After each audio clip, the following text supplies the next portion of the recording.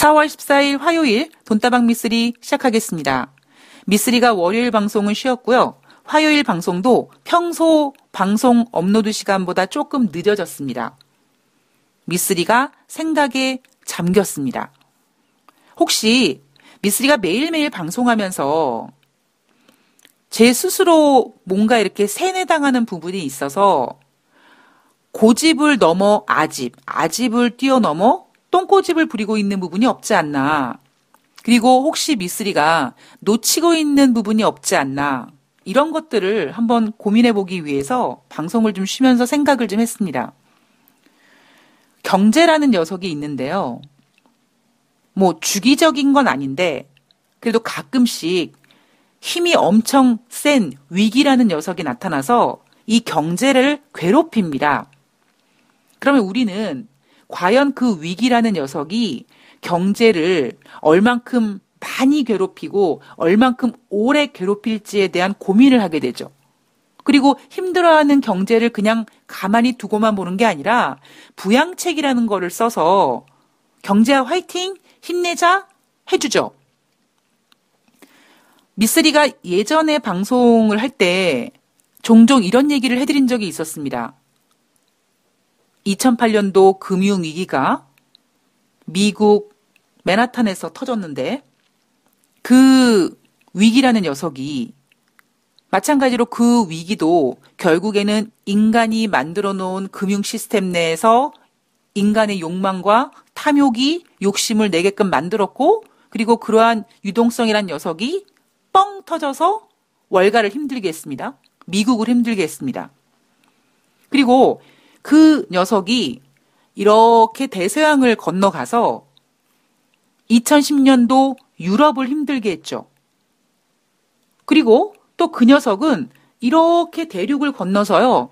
2015년 8월 달에 그렇게 잘 나가던 중국을 앞으로 중국이 경제 성장률 7%가 좀 어려울 거야 라는 전망을 만들어냈습니다. 제가 2008년도에 그 위기라는 녀석이 미국에서 발생돼서 유럽을 지나 이렇게 중국까지 돌았다. 물론 그 위기라는 녀석 뒤에는요. 엄청난 부양책이라는 녀석이 그 꼬리에 꼬리를 물고 위기라는 녀석이 치고 나가서 엉망진창 만든 그 상황을 회복시키려고 했죠. 2008년도에 금융위기 때 뭐 헬리콥터에서 돈을 푼다. 그리고 2015년까지 미국이 초저금리를 유지하겠다. 그 자체만 놓고 봤을 때 더 이상의 부양책은 생각할 필요도 없을 정도로 어마어마한 부양책이었습니다. 그래서 그 부양책이 2008년도 그 리먼 사태 때 그 시장을 힘들게 했던 그 위기라는 녀석을 쫓아다니면서 미국을 다시 회복시키고 그리고 또 유럽도 회복시키고 그리고 이제 중국도 어느 정도 이렇게 안정되게끔 만들었죠. 결국 그 얘기는 2008년도에 만들어냈던 어떤 그 경제를 괴롭히는 위기라는 녀석은 지구를 이렇게 한 바퀴 도는 그런 여행을 했는데 지금 2020년에 경제를 괴롭히는 위기라는 녀석은 지구를 시간차를 두고 돌아다니는 게 아니라 동시 패션으로 빵 하고 힘들게 하는 그 차이가 2008년도와 지금의 차이가 아닐까라는 생각을 전 개인적으로 해봤습니다. 제가 왜 이 생각을 하게 됐냐면요. 2008년도 시간차를 두고 이렇게 돌아다니니까 제가 앞서도 말씀드렸지만 미국이 금융위기로 힘들어할 때 그래도 중국이 계속 성장을 해줬어요.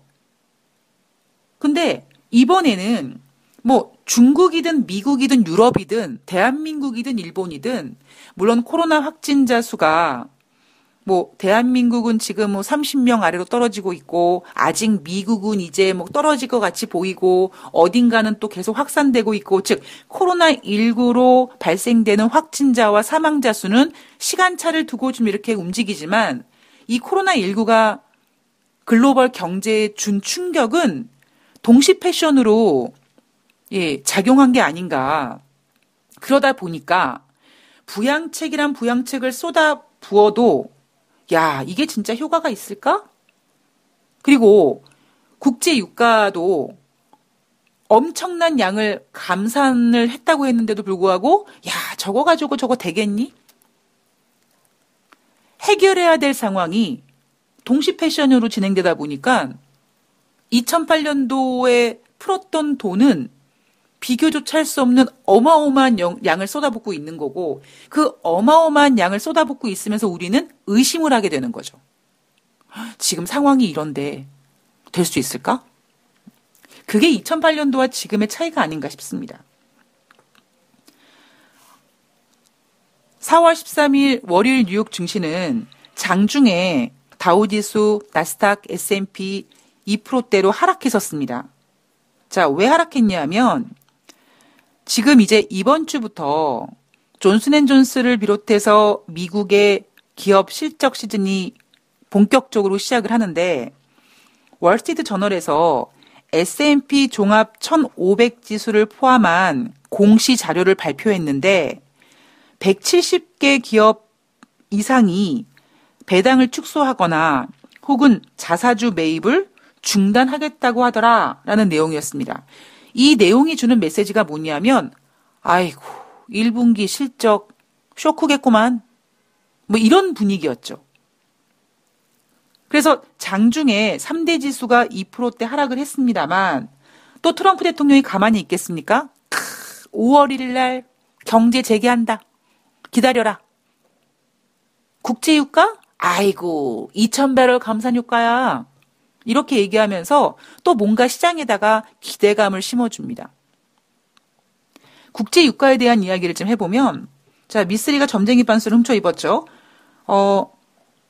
물론 1,000만 배럴이 아니라 970만 배럴 원유 감산 합의했습니다만 이 중에 25만 배럴은 미국이 대리 감산해 주기로 한 거죠. 만약에 이번에 감산이 합의가 안 됐으면 예, 난리 납니다. 그리고 사우디나 러시아나 감산을 안 할래야 안 할 수가 없는 상황이고요. 자, 원유 시장의 결론부터 말씀드리면 5월달과 6월달 2달 동안 하루에 970만 배럴 감산하기로 공식적으로 합의를 봤다. 그동안 오펙과 비오펙 회원국들 이 연대체들이 감산한 그 양 가운데 혹은 감산이 아니라 경제가 너무 좋아서 자 증산하자 그리고 증산한 양 모두 합쳐서 가장 큰 규모라고 하죠.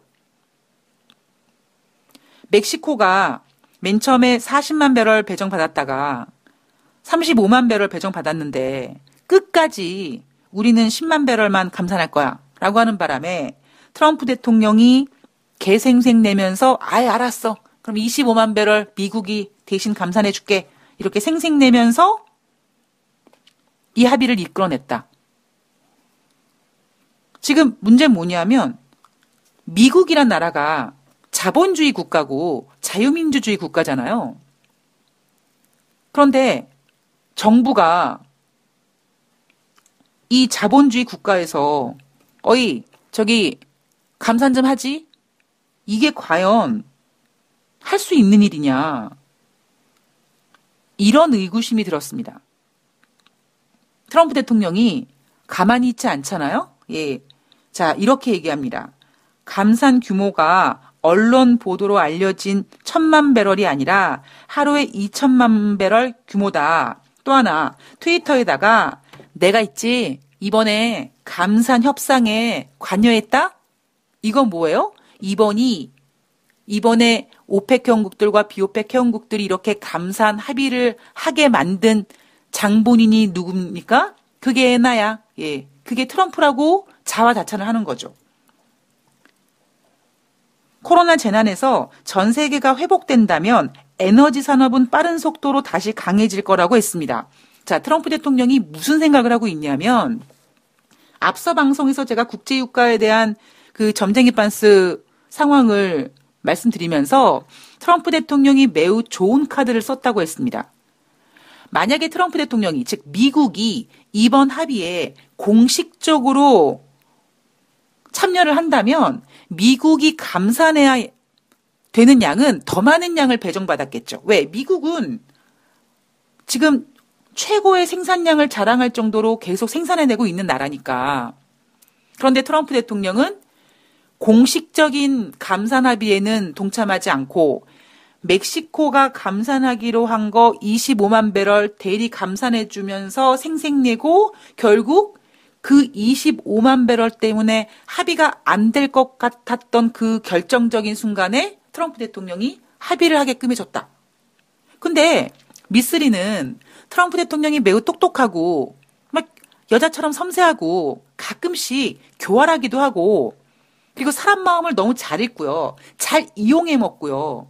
그러다 보니 약간 사기꾼 기질이 있어서 뻥도 좀 치고 국제 유가가요. 월요일 날 이렇게 그동안 감산했던 양, 그동안 증산했던 양 중에 정말 최고의 양을 감산하기로 했음에도 불구하고 이날 국제유가 WTI가 1.5% 하락했습니다. 시장에서 뭐예요?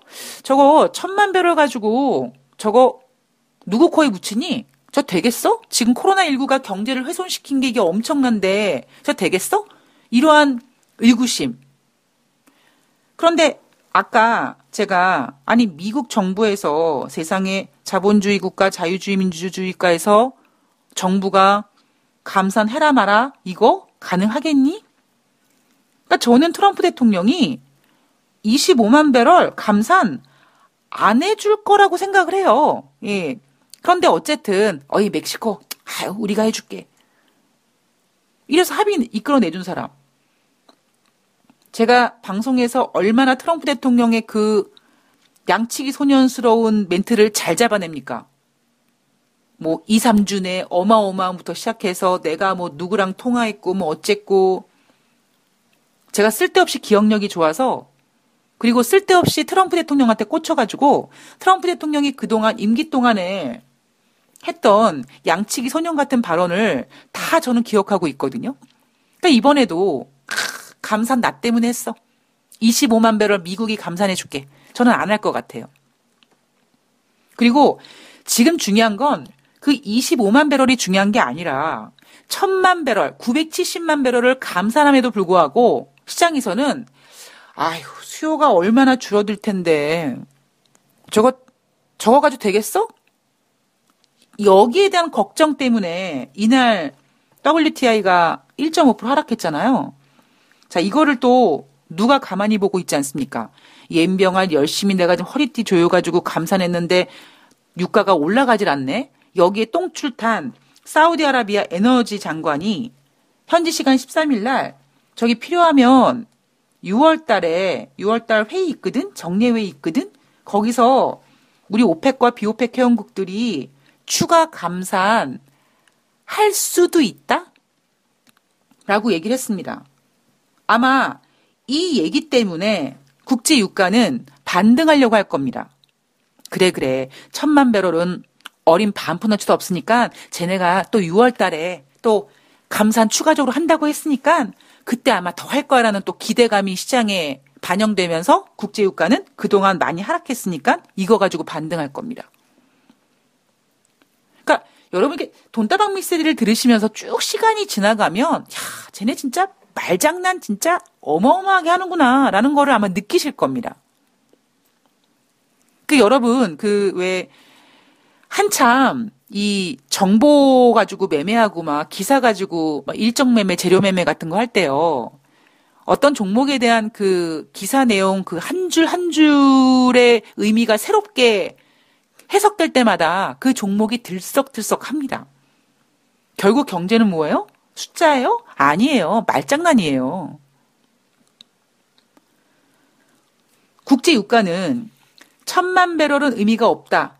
그러나 사우디아라비아 에너지 장관이 추가 감산 나설 수 있을 거라는 새로운 희망을 부여하면서 반등할 거고요. 그리고 국제 유가가 더 하락하면 미국의 셰일 업체들도 계속 파산하고 도산하고 그러니까 트럼프 대통령이 하는 말. 자, 실질적으로 1,000만 배럴이 아니라 하루에 2,000만 배럴 규모다. 이거 완전 뻥카죠. 왜 뻥카냐면 트럼프 대통령이 코로나 재난에서 전 세계가 회복된다면 에너지 산업은 빠른 속도로 다시 강해질 것이다. 이게 무슨 의미냐면요. 감산은 970만 배럴 하는데 트럼프 대통령이 2,000만 배럴 규모로 감산한다고 한 얘기는 감산을 진짜 2,000만 배럴로 하는 게 아니라 코로나19를 극복해서 전 세계적으로 수요가 증가되면서 마치 감산한 효과를 보여줄 거라는 거죠. 이게 여러분 아주 이성을 찾고 찬물 한 컵 벌컥벌컥 마시고 가만히 앉아서 생각해 보세요. 이게 얼마나 재미있는 말장난인지. 지금 970만 배럴도 이거 어떻게 지금 감산한 건데 트럼프 대통령이 실질적으로 2,000만 배럴 감산한 거래요. 개뻥이죠. 그런데 이렇게 들어보면 그럴듯하거든요. 정말 생산량을 줄이는 게 아니라 공급을 줄이는 게 아니라 수요가 늘어나면서 마치 상대적으로 공급을 줄이는 것 같은 효과가 나타날 것이다. 이거거든요. 자, 국제 유가 얘기는 또 나중에 좀 더 하겠습니다. 계속 뭐 국제 유가 얘기는 해야 될 것 같으니까요. 자, 우리는 지금 뭘 고민하고 있습니까? 자, 코로나19가 경제를 힘들게 하고 있어. 자, 얼만큼 힘들게 하니? 그리고 앞으로 얼만큼 오랫동안 힘들게 할 거니? 우리는 이거를 고민하고 있고요. 또 반대쪽에서는 아니야, 이렇게까지 부양책을 쓰고 있으니까 경제는 V자 반등으로 금방 일어날 수 있을 거야. 지금 양쪽의 어떤 그 의견이 50대 50으로 팽팽합니다. 여러분들이요. 아, 진짜 나 요즘에 뭐 주식시장이 어떻게 될지 진짜 모르겠어. 앞으로 경제가 어떻게 될지 정말 모르겠어. 모를 수밖에 없어요. 그건 너무 당연한 거예요. 그러니까 여러분들이 앞으로 증시 상황이라든가 앞으로 경제 상황이 어떻게 될지 모른다고 머리를 쥐어뜯고 탈모를 유발할 필요가 없다는 겁니다. 그냥 여러분들이 모르시는 건 당연한 거예요. 자, 그럼 우리는 지금 좀 많이 힘들 것이다. 아니면 V자 반등 가능할 것이다. 이 두 개의 팽팽한 의견을 두고 우리 돈다방 미스리 청취자님들은 한번 냉정하게 생각해 보자고요. 첫 번째, 자, 괜찮아, 잘 될 거야. 그쪽 의견을 보면은요. 우선 그 괜찮아를 부르짖는 사람이 누굽니까? 트럼프 대통령입니다. 트럼프 대통령은 왜 부르짖습니까? 자기의 대통령 재선을 위해서입니다. 미국의 경제활동 재개 결정 권한이 주지사들에게 있는 게 아니라 대통령의 권한이다. 이 얘기가 왜 나왔느냐? 4월 12일 날 부활절에 미국이 코로나19를 이기고 다시 부활하는 듯한 그런 기념을 보여주기 위해서 4월 12일 날 셧다운을 해제하려고 했으나 상황이 그런 상황이 아니어서 최악의 한 주가 될 거예요라고 딱 정해두고 4월 말까지 셧다운을 유지합니다. 그리고는 뭐라고 합니까? 내가 4월 12일은 내가 니네들한테 양보했는데 5월 1일 날은 무조건 다시 경제 재개할 거야. 그런데 자꾸 지금 여기저기서 주지사들을 포함한 뭐 여러 전문가들이 저기 대통령님 여기서 이러시면 안 됩니다. 너무 섣부를 수 있어요. 괜히 5월 1일 날 경제 재개했다가 더 다시 확산되면 정말 큰일 납니다. 이렇게 자꾸 막으니까 지금 트럼프 대통령은 뒤로 물러날 데가 없습니다. 그러니까 주지사들의 권한이 아니라 대통령의 권한이다. 그런데 미국 수정헌법 10조 이런 내용이 있다고 합니다. 시민들에게 규칙을 준수하기를 강요하거나 공공보건을 규제할 권한은 주지사에게 있다. 뭐 그러니까 미국이 그런 주지사의 권한이 강력하니까 그 주들이 모여가지고 미국의 이름이 뭡니까? 유나이티드 스테이트잖아요. 그것처럼 지금 주지사들이 트럼프 대통령에게 아이고 대통령님 여기서 이러시면 안 됩니다. 라고 하지만 트럼프 대통령 입장에서는요. 지금 뭔가를 여기서 억지로라도 일부러라도 하지 않으면 뭐가 문제냐면 지금 사용하고 있는 부양책이 또다시 탕진될 가능성이 있고요. 그리고 지금 민주당에서 뭘 준비하고 있다고요? 이 트럼프, 너 1월 29일 날 어떤 네 참모 노트 봤더니 너 알고 있었다며? 뭐 미국 국민들 한 40만 명 죽을 수도 있고 이거 팬데믹 될 수 있었다는 거 너 알고 있었네? 1월 29일 날 너 알고 있었음에도 불구하고 우리 미국은 아이폰 강화 유리로 완전히 통제되고 이렇게 개소리겠네? 그래서 트럼프 대통령에게 책임론을 부과시키려고 지금 작업 중이거든요. 그러니까 저는 그렇게 생각합니다. 민주당 입장에서는요, 작업을 안 할래 안 할 수가 없어요. 앞으로 11월 달에 진행되는 미국 대선에서 코로나19에 대해서 트럼프 대통령이 그렇게 책임을 제대로 하지 않았다. 대통령으로서 방치했다. 이게 저는 굉장히 큰 화두가 될 거라고 생각합니다. 그러니까 트럼프 대통령은 이 모든 거를 또 한 방에 휙 바꿔놓을 수 있는 게 뭐다? 경제다. 지금 괜찮아 하고 있는 사람 중에 가장 선두에 있는 사람이 바로 트럼프 대통령입니다. 그럼 여러분들께서 뭘 생각하셔야 되냐면 정말 경제가 빨리 회복될 수 있어요. 그런데 그거는 또 그런 빨리 회복될 수 있는 거에 대한 근거를 가지고 고민해 보셔야 되고요. 트럼프 대통령의 말에는 트럼프 대통령 본인의 욕심이 있기 때문에 그리고 이제 더 이상 물러날 수 없는 어찌 보면 지금 배수의 진을 치고 있는 트럼프이기 때문에 5월 1일 날 경제재게 밀어붙일 수밖에 없죠. 안 그러면 트럼프 대통령 매우 우울한 대통령이 된다니까요. 자, 그리고 JP모건 체이스에서 이런 보고서를 발표합니다. 주식시장은요, 내년 상반기에 사상 최고치로 다시 상승 가능합니다. 자, 이게 어떻게 들리십니까, 여러분? 와, 그래. 내년 상반기에 다시 29,000포인트 간대. 이렇게 들리십니까? 이렇게 생각하라고, 이렇게 들리시라고 얘네들은 그렇게 얘기를 하는데요. 자, 냉정하게. 2021년 상반기에 사상 최고치로 다시 상승한다. 그 얘기 뭡니까? 최소한 올해 중반기, 후반기에도 힘들 거란 얘기입니다. 그런데 자, 조금만 고생해. 그러면 좋은 일 생길 거야. 화이팅. 이거 한다니까요. 맨날 애널들이 그러잖아요.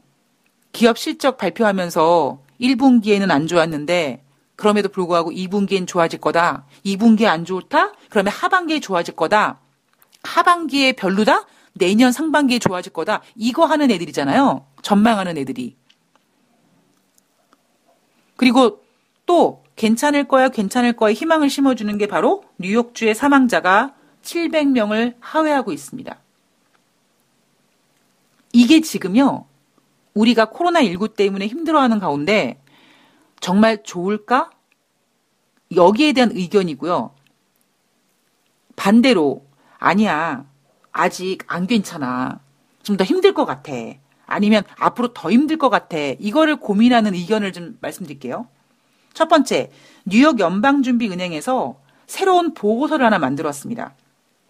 그동안은 발표하지 않았던 없었던 보고서인데요. 이번 코로나 때문에 실시간으로 경제 타격 영향이 얼만큼 지금 진행되고 있는지 그거를 확인하기 위해서 만든 지수입니다.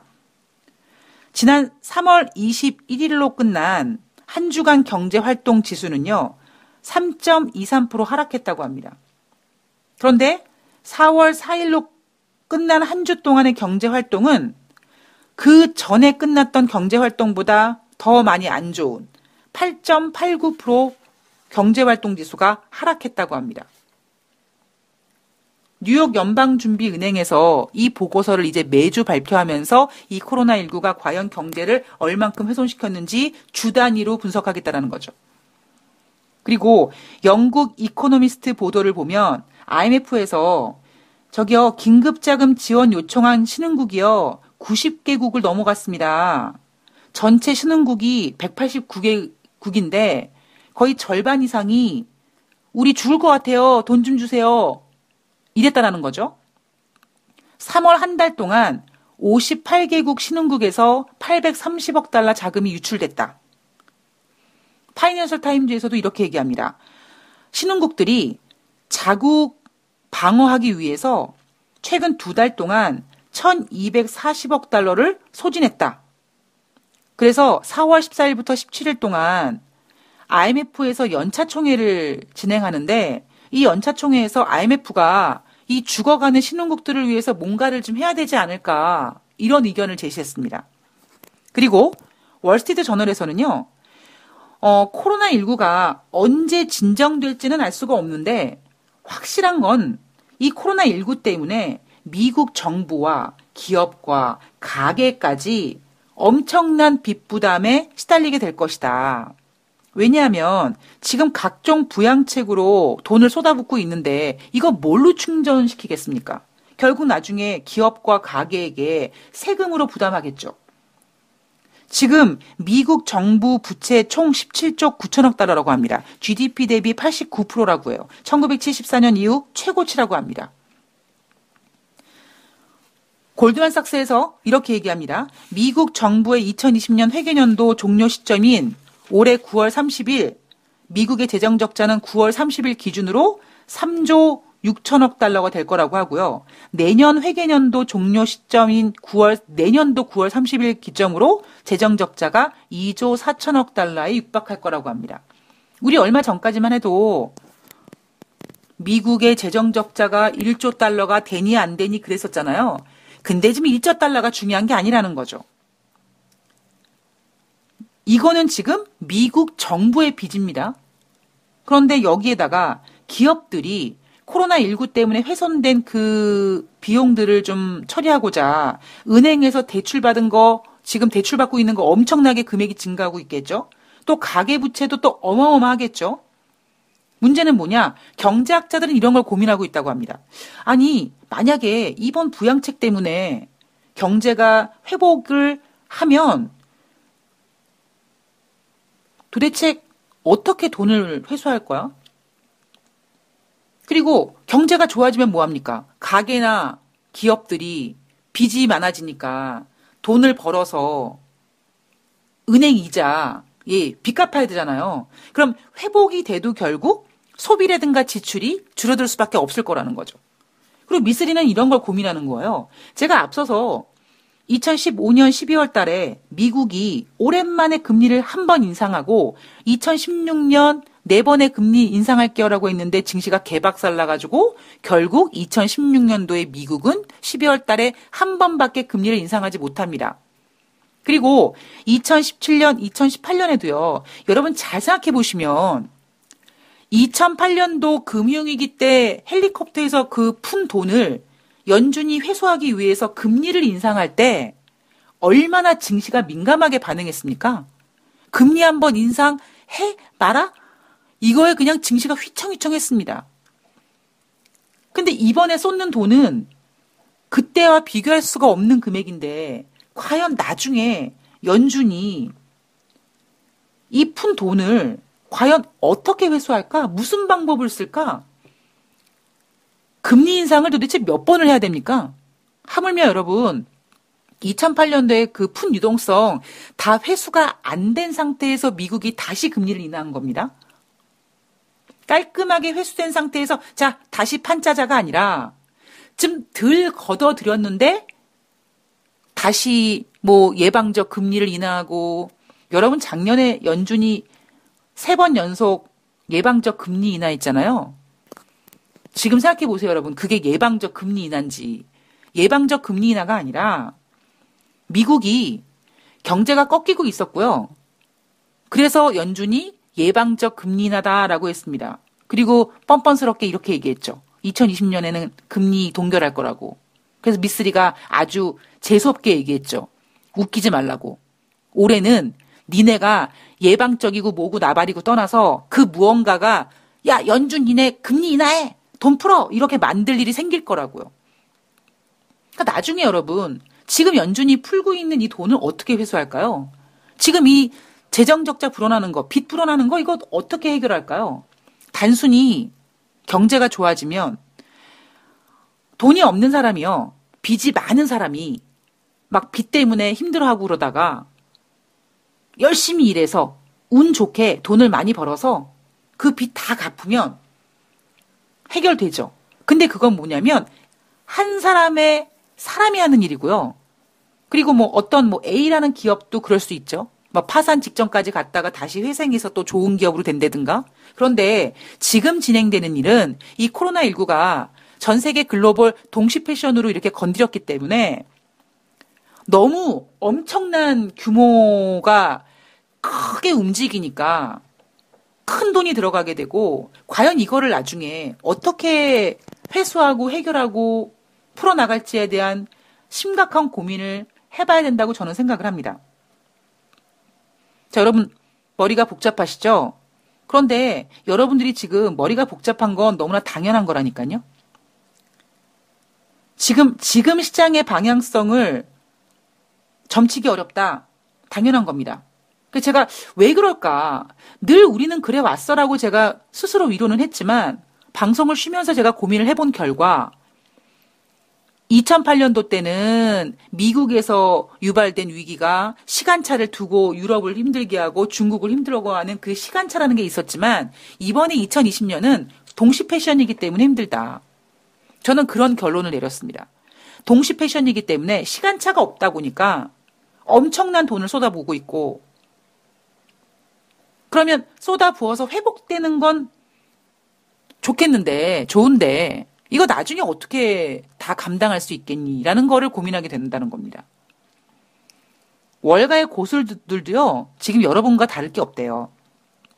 2008년도 리먼 사태 일어날 겁니다라고 정확하게 예측한 헤지펀드 운영사 설립자가 2020년 증시가 좋을 겁니다라고 상승 베팅하는 바람에 그 헤지펀드 대표 펀드들이 1분기에 20% 안팎의 손실을 봤다고 합니다. 하물며 워렌 버핏도 1분기에 델타항공으로 약 6조 원의 손실을 봤다고 하죠. 그리고 워렌 버핏 같은 경우에는 저기 주식은요 샀다 팔았다는 게 아니라 저평가된 주식을 사서 그 기업을 믿고 장기적인 가치 투자를 하는 거예요. 이렇게 부르짖던 사람이 그리고 얼마 전까지만 해도 아유 나 당분간 주식 팔 생각이 없어. 당분간 주식 팔 생각이 없다는 얘기는 뭡니까? 주식시장을 좋게 본 거예요. 그런데 얼마 안 가서 주식을 처분하는 바람에 3,830원어치의 주식을 처분했다고 하죠. 이 사람들 뿐입니까?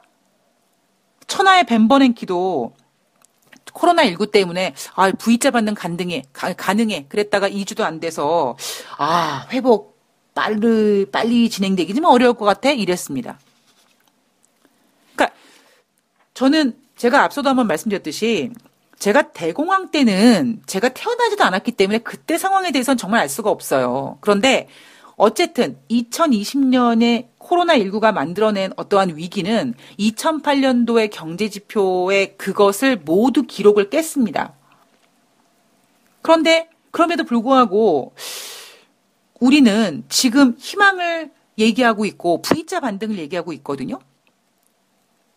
어찌 보면 2008년도보다는 되게 심플해 보일 수도 있어요. 그래서 제가 근데 왜 2008년도와 지금과 똑같이 경제라는 녀석이 힘든데 똑같은 부양책을 쏟아붓는데 왜 이렇게 왠지 제 느낌적인 느낌으로 2008년도보다 더 어려운 것 같지? 라고 고민을 해봤더니 뭡니까? 예, 동시 패션이라는 거죠. 이 동시 패션이 주는 메시지가 뭐냐면 여러분 제가 아무리 돈을 쏟아부어도 뭐 밑빠진 독에 물 붓기가 될 겁니다. 뭐 이런 얘기 해드리면서 아까 조금 전에 제가 IMF 얘기해드렸잖아요. 미국은 막 저렇게 트럼프 대통령이 막 얘기하고 막 이래가지고 또 어느 정도 막 지표가 회복되고 막 그런다고 칩시다.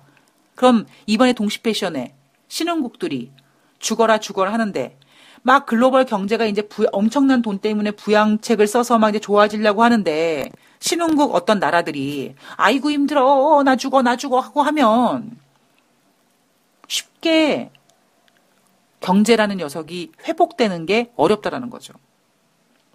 가뿐하게 일어날 수가 없다라는 겁니다. 몸이 무거워요. 규모가 너무 크고 너무나 복잡해서.